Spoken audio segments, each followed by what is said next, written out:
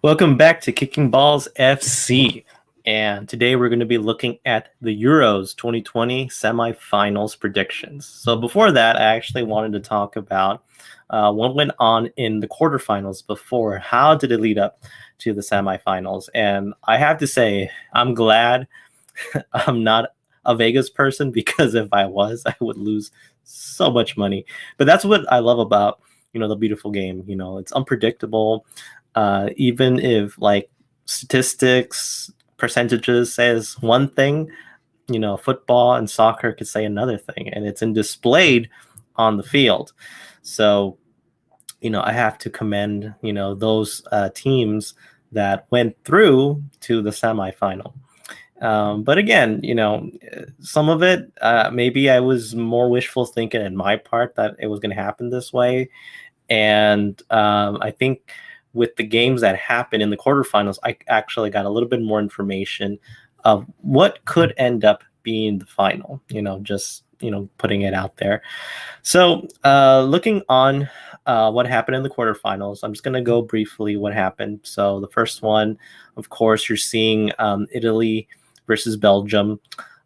So the way the game worked was that Italy were firing in all cylinders, right? And they got two quick goals in the first half. And then late in the end of the first half, Belgium had a penalty, and it was scored by Lukaku.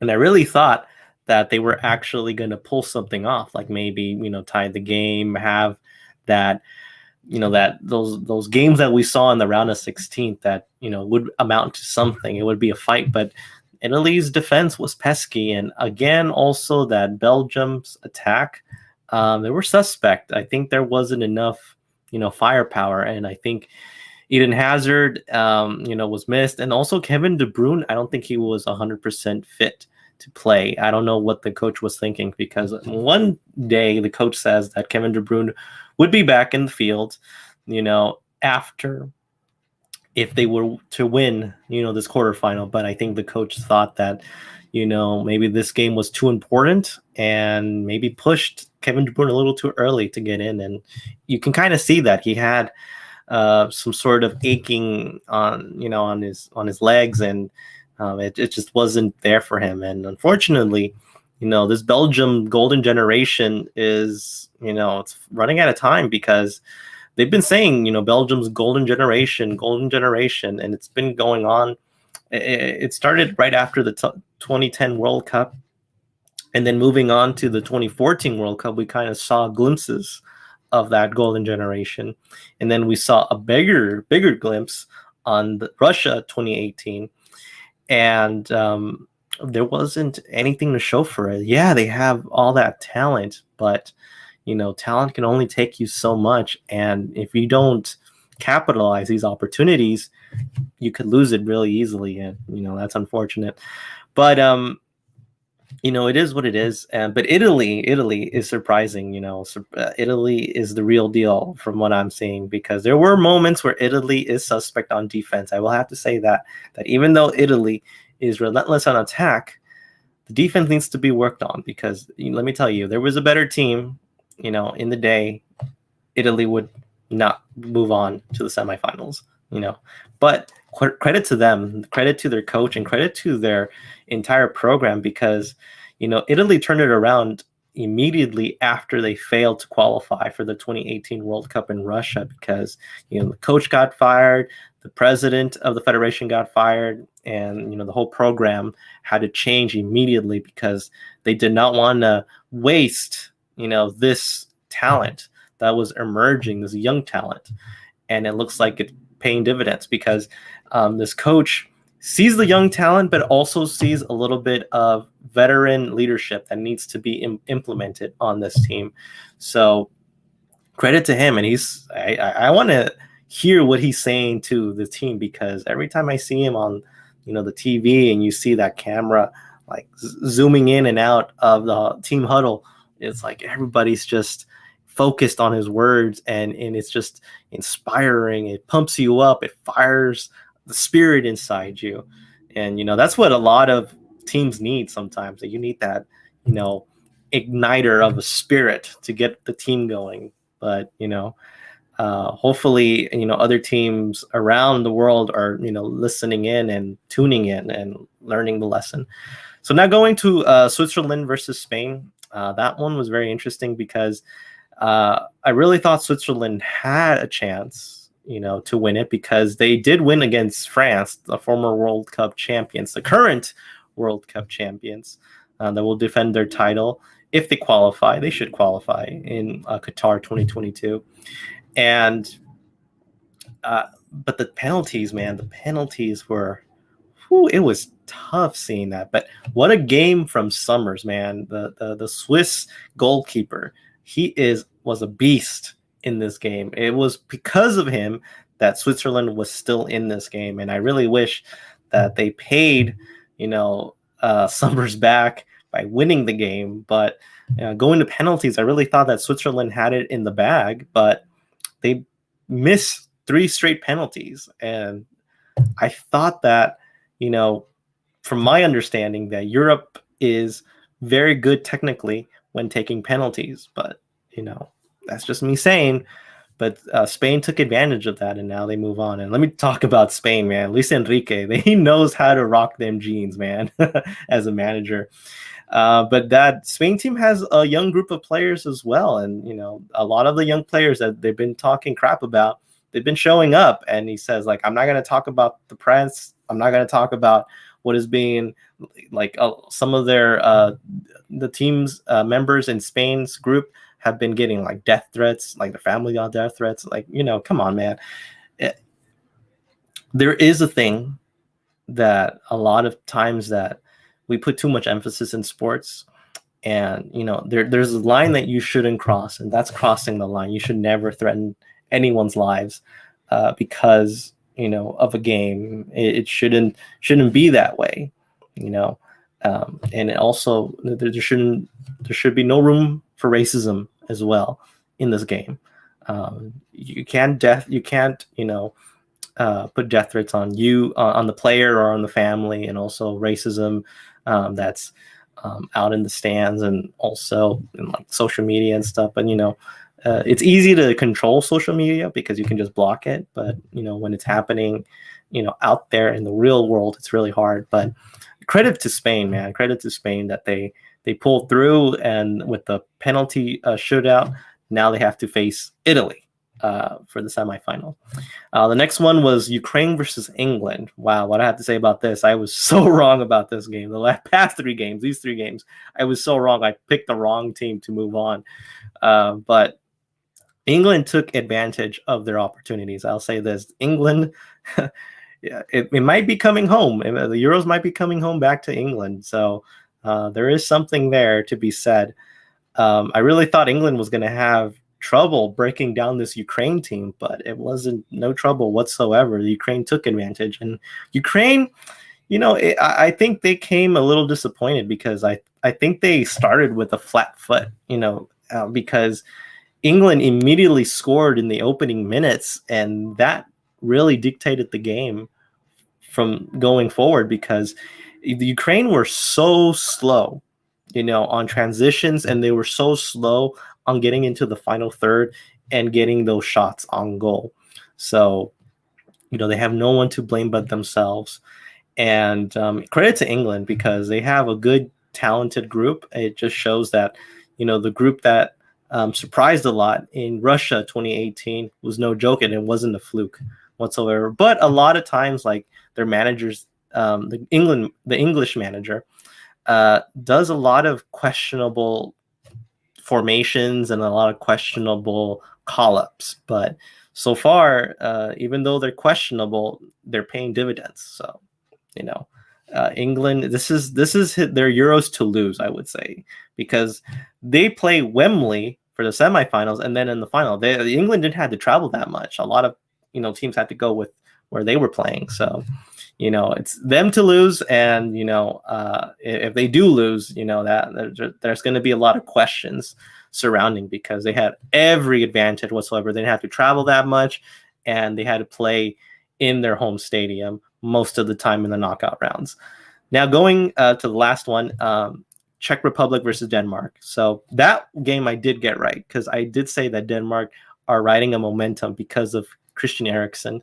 And the Czech Republic, they did their best to get back into the game, but it wasn't enough. But you can see that Denmark has this movement, this spirit of a team, that they're a unit, that even though one of their star players got it, and that unfortunate incident that happened, and thank goodness that Christian Eriksen is doing much better, and he's actually watching this team back at his home in Denmark, and he's supporting them 100%. And you can see that this team, it does have a couple of interesting and world-class players, but nothing like you see from like Italy or Spain or even England.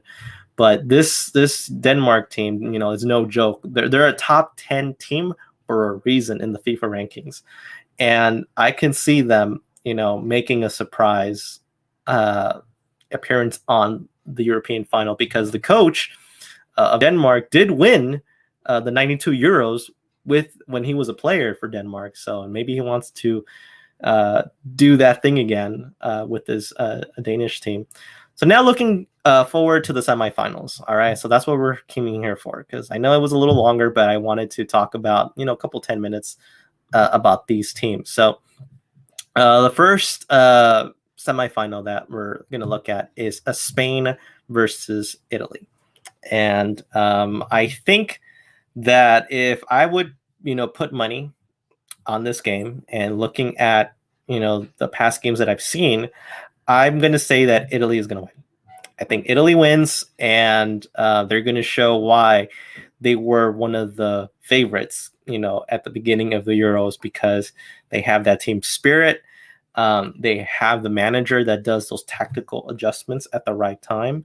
And also, they're a little bit more fresh than Spain, because Spain did have to play extra time and penalties for 2 consecutive knockout games. So we could see a lot of tired legs in the Spanish side. So if the Spanish side doesn't make those goals in the early on like Italy did, then, we could see Spain, knocked out immediately. But if Spain does score against Italy in the early run, because Italy, they haven't been scored on, and they haven't trailed in a while, so we don't know if there would be a response for that. But I would say that if that were to happen, it'd be something interesting. So, but I still think Italy will win, and they're going to go to the final.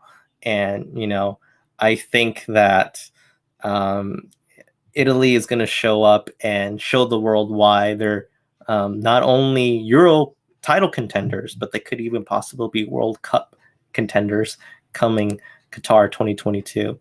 So Spain is not going to leave without a fight. We know that for sure, but we'll see. So the next game is going to be England versus Denmark. Now, this one is really hard. It's a very interesting game. I would say that I would say common knowledge would say that England are the favorites. They're playing at home. They're playing in Wembley. They didn't have to travel that much, and they don't have to. They have the home field advantage of the crowd being behind them, right? So you would think that England is going to walk in and just, cruise through the final, no problem. But, and I will say this, yes, they beat Ukraine 4-0, because Ukraine made a lot of mistakes.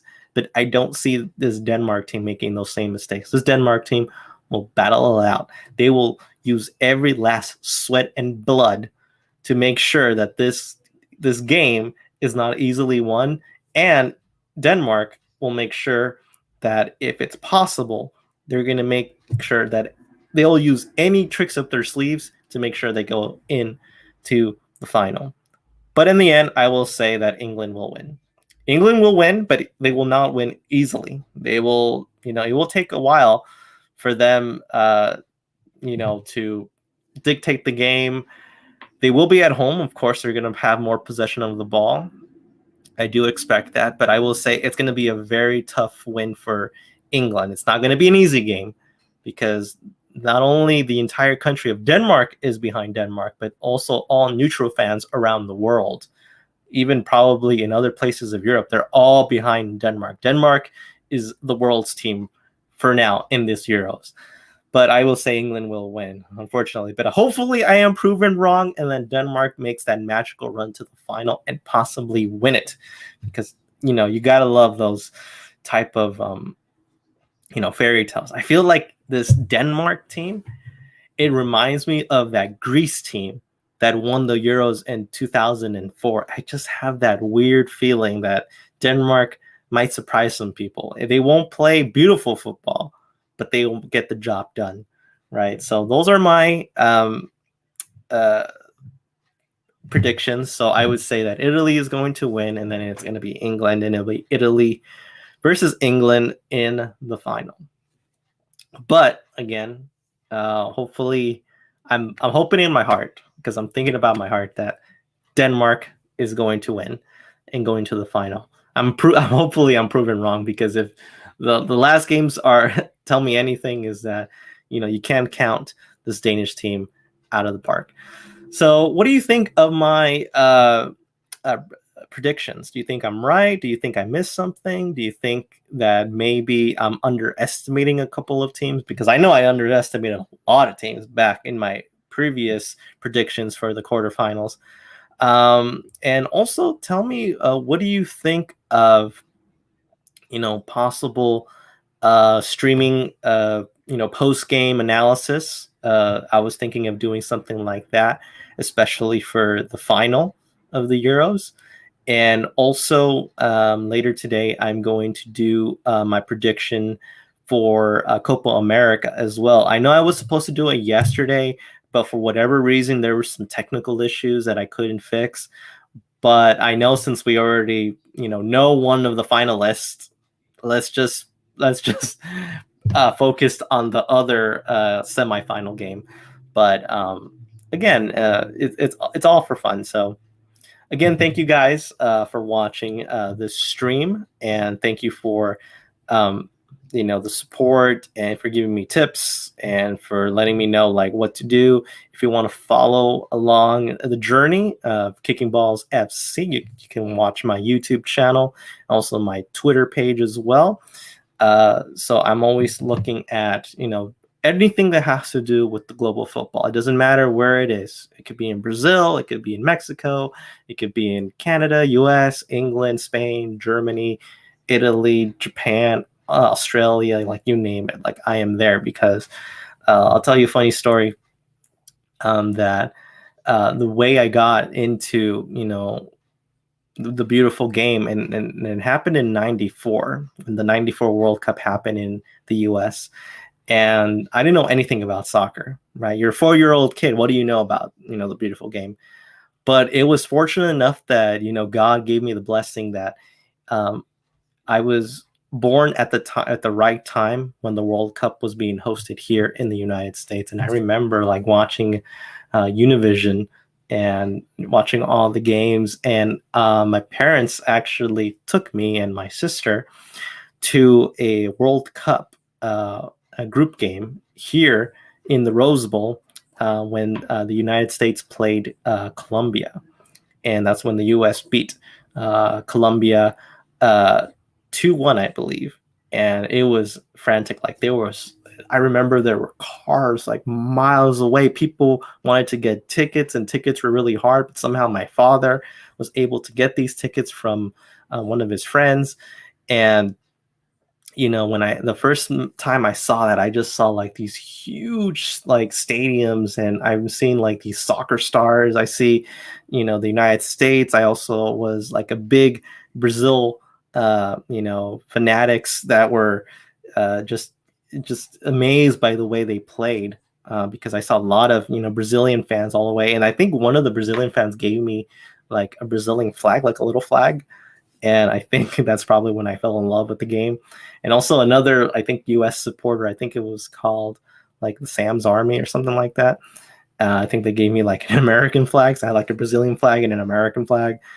And another time that I think it absolutely hit me when I fell in love with the game is that my parents actually took me to the final of the '94 World Cup when Brazil and Italy played, and it went to penalties, and then we saw Pelé like all the way in the top, and then Brazil winning their 4th record World Cup at the time.